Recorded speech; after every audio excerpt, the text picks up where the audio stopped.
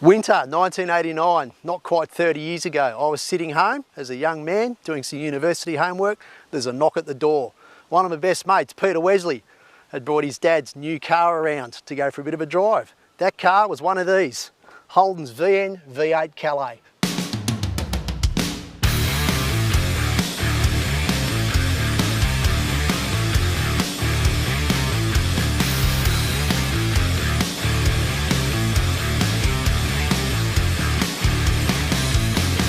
Holden's VN had been introduced in early 1988 actually as a V6. It was a big change for Holden.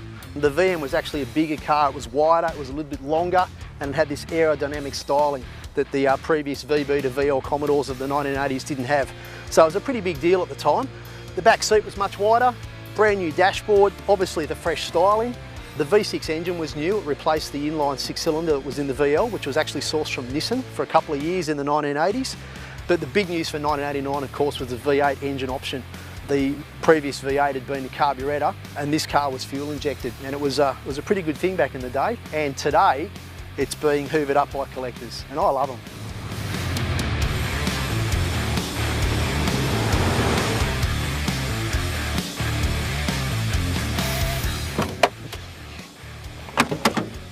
All right, the Holden V8 was just under 5 litres. It was based very closely on the previous carburettor version.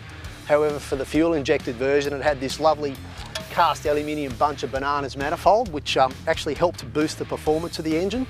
From the showroom floor, these engines had 165 kilowatt, which is a good 30 or 40 kilowatts more than the previous carburettor version of the same capacity motor. Lovely V8 rumble out of these things. That's one of the attractions of owning and driving these VNs. Is that lovely throbby V8 note, which enthusiasts really enjoy. There was an optional version with a little bit more horsepower, 180 kilowatts, which was marketed by HSV. That was an option in all the sedans and the wagons. Not many of those were built. The HSV option is relatively rare these days, but look, 180 kilowatts, 165 kilowatts, they've all got that lovely V8 throb. The cylinder head design of these motors was a little bit different to the carburettor version. The middle 2 cylinders on each side in the previous version had the 2 exhaust ports right next to each other, which meant that it got very hot there and popped head gaskets, especially in motorsport such as at Bathurst.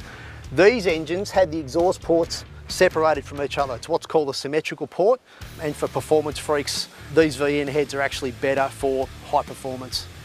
Holden's fuel-injected V8 was also the foundation for just about everything that HSV did for the next decade. In HSV, it was available in a 180 kilowatt, then 185 kilowatt version, and powered such iconic models as the SV5000, all the way through to when the LS1 was launched in 1999.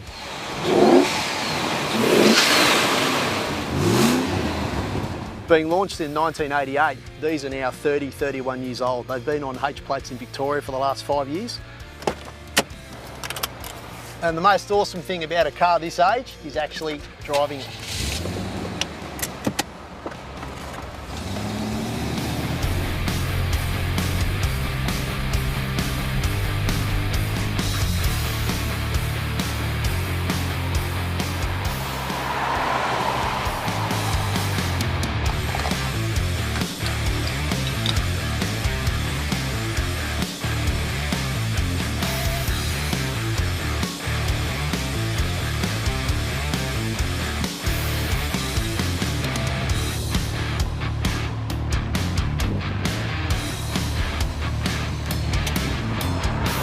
So there you go folks, VN Commodore, 30 years old, little piece of Australian history, still an awesome drive, so I'm going to go for one right now.